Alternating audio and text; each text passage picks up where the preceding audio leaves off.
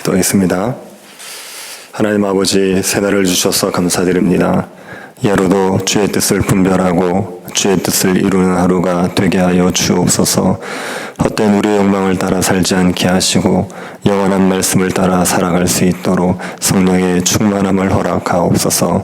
걸어가신 예수님 이름으로 기도드립니다. 아멘. 찬송가 70장입니다. 찬송가 70장입니다. 토요일 찬송가는 79장입니다.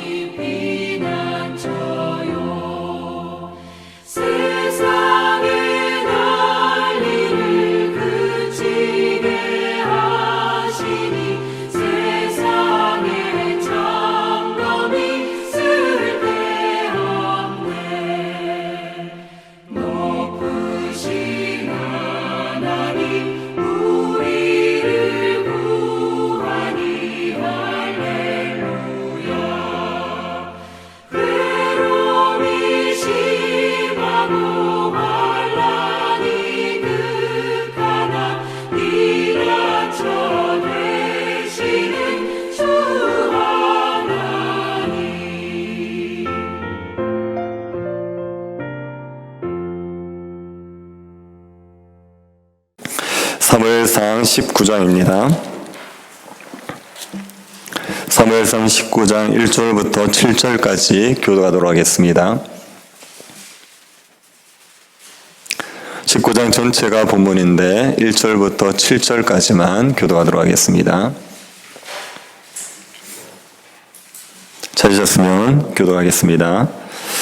사울이 그의 아들 요나단과 그의 모든 신하에게 다윗을 죽이라 말하였더니 사울의 아들 요나단이 다윗을 심히 좋아하므로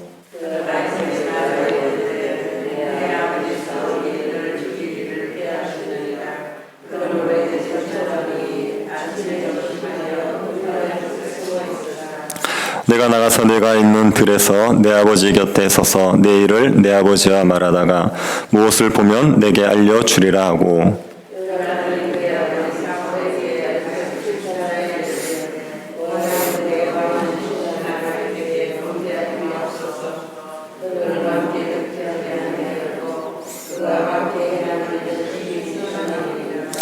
그도 자기 생명을 아끼지 아니하고 블레셋 사람을 죽였고 여호와께서는 온 이스라엘을 위하여 큰 구원을 이루셨으므로 왕이 이를 보고 기뻐하셨거늘 어찌 까닭 없이 다윗을 죽여 무죄한 피를 흘려 범죄하려 하시나이까.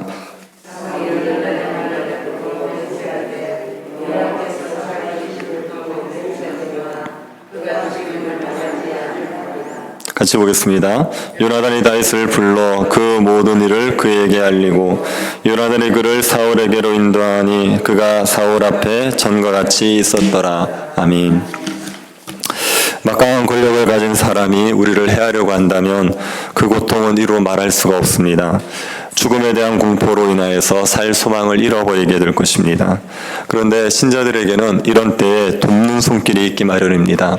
견디기 힘든 환난 가운데서도 하나님께서 피할 길을 내십니다. 다윗에게 하나님의 이런 은혜가 있었습니다. 사울은 다윗을 죽이려고 했지만 자신의 사위로 삼을 수밖에 없었습니다. 다윗의 부상을 견딜 수 없었던 사울은 자기 아들 요나단과 신하들에게 다윗 살해 명령을 내립니다. 사울은 제목도 없이 다윗을 죽이라고 했습니다. 왕의 명령을 신하들이 거절할 수 있겠습니까? 사울은 신하들의 명령에 따라 다윗을 죽여야 할 상황이었습니다. 그런데 이 상황에 요나단이 사울을 막았습니다. 요나단은 사울을 심히 좋아했습니다. 그래서 사울이 다윗을 죽이라는 명령을 내리자 곧 다윗에게 가서 상황을 알리고 다윗을 피신시킵니다. 요나단은 다윗에게 아침에 들에 나가서 은밀한 곳에 숨어 있으라 했습니다. 그러면 요나단이 사울을 들로 데리고 와서 들판에서 사울을 설득해 보겠다고 했습니다. 요나단의 생각은 들판에서 사울을 설득해 보고 사울이 마음을 돌이키면 다윗을 불러들이고 아니면 다윗에게 도망가라고 말하려고 했던 것 같습니다. 요나단은 어떻게든 다윗을 구하려고 했습니다. 요나단의 말대로 다윗은 아침 일찍 들판 은밀한 곳에 숨어 있습니다. 요나단은 사울과 함께 들판에 있으면서 다윗을 칭찬합니다. 다윗은 사울 앞에서 악을 행한 것이 없습니다. 심히 선을 행했습니다. 다윗은 자기 생명을 걸고 블레셋 사람 골리앗과 싸워서 이스라엘을 구원했습니다. 이 일로 사울도 몹시 기뻐했습니다. 그런데 아무 죄 없는 다윗을 죽이려는 것은 사울이 죄를 짓는 일입니다. 무죄한 피를 흘리는 죄를 짓는 겁니다. 요나단은 이 말을 하면서 사울을 설득했던 겁니다. 요나단의 이 말은 지혜로운 말이지요. 요나단은 다윗을 살리려고 사울을 설득하는 겁니다. 하지만 그는 다윗만을 생각한 것이 아니라 자기 아버지 사울도 생각했습니다. 아버지가 무죄한 피를 흘려서 하나님 앞에 죄를 짓는 것을 막고 싶은 간절한 마음이 있었습니다. 다윗은 요나단을 사랑했지만 아버지도 사랑했습니다. 그래서 사울이 무죄한 피를 흘리지 말기를 간청했습니다. 철저하게 사울을 위하는 마음으로 사울에게 간청한 겁니다. 그 요나단의 진심이 사울에게 와 닿았습니다. 그래서 사울은 다윗을 죽이지 않겠다고 하나님 앞에 맹세합니다. 하나님 앞에 맹세했다면 사울이 마음을 돌이켰다고 믿을 수 있겠지요. 요나단은 사울이 마음을 돌이켰다고 생각해서 다윗을 불러드립니다. 그리고 다윗에게 사울의 마음을 돌이킨 것을 말하고 다윗을 사울 앞으로 인도했습니다. 사울은 다윗을 자신의 신하로 받아들여 전과 같이 대하게 했습니다. 사울이 신하에게 다윗을 살해하라고 명령했을 때 아무도 이 사울의 명을 거스릴 수 없었습니다. 하지만 요나단이 이것을 막습니다. 요나단으로 인해서 다윗은 생명을 구할 수 있었습니다. 요나단은 하나님께서 다윗에게 주신 선물입니다. 사울이 다윗을 심히 미워해서 죽이려고 했지만 요나단은 다윗을 심히 좋아합니다. 그래서 요나단은 다윗의 보호자가 되어주고 위로자가 되어 주었습니다. 다윗이 사울에게 고통 겪을 것을 아신 하나님께서 요나단을 곁에 두셔서 요나단으로 인하여서 다윗의 생명을 구하시고 위로와 보호를 해 주셨던 겁니다. 우리의 삶에서도 하나님께서 허락하신 요나단 같은 동력자들이 있습니다. 우리를 심히 미워하고 우리를 해하려고 하는 자들이 있을 수 있죠. 그렇지만 또 우리를 심히 사랑함으로 우리를 살리기 위해 애쓰는 사람들도 있습니다. 하나님께서 우리가 홀로 대적들과 맞서도록 내버려 두지 않으시고 요나단과 같은 믿음의 동력자들을 허락해 주십니다. 그러니 대적들이 나를 해하려고 할 때 나 홀로 감당해야 된다 생각하지 마시고 하나님께서 믿음의 동력자들을 통해서 피할 길을 내실 것이라는 것을 믿어야 합니다. 요나단으로 인해 다윗이 생명을 건졌지만 사울의 마음에서 다윗에 대한 살기가 완전히 사라지지 않았습니다. 블레셋과의 전쟁이 다시 벌어졌고 다윗이 블레셋 사람들을 많이 죽이고 돌아왔습니다. 다윗이 대승을 거두었습니다. 다윗이 또다시 전쟁에서 공을 세우자 되자 사울의 시기심이 다시 발동합니다. 사울은 악령에 사로잡혀 심한 고통을 겪고 있었습니다. 다윗은 사울을 위해서 수금을 탔습니다. 사울이 그 다윗을 향하여 단창을 던집니다. 갑작스런 사울의 공격이었습니다. 하지만 다윗이 그 단창을 피했습니다. 그리고 다윗은 그 길로 도망을 칩니다. 그때는 한밤중이었고 사울은 다윗이 집으로 도망쳤을 거라고 생각해서 전령을 다윗의 집에 보냅니다. 그리고 아침에 집을 나오는 다윗을 죽이도록 했습니다. 이 사실을 사울의 딸 미갈이 알았습니다. 그래서 다윗에게 이 밤에 생명을 구하지 않으면 내일 죽을 것이라고 말하고 다윗을 창으로 도망을 치게 했습니다. 미갈은 다윗이 도망간 것을 사울의 신하들이 눈치채지 못하게 하기 위해서 우상을 다윗처럼 꾸미고 의복을 덮었습니다. 아침이 되어서 전령들이 다윗을 잡으려고 하자 미갈이 다윗이 병이 들었다고 둘러대시오. 전령들은 미갈이 있는 데서 병든 다윗을 억지로 끌고 갈 수 없다고 판단했던 것 같습니다. 그래서 사울에게 돌아가서 상황을 보고합니다.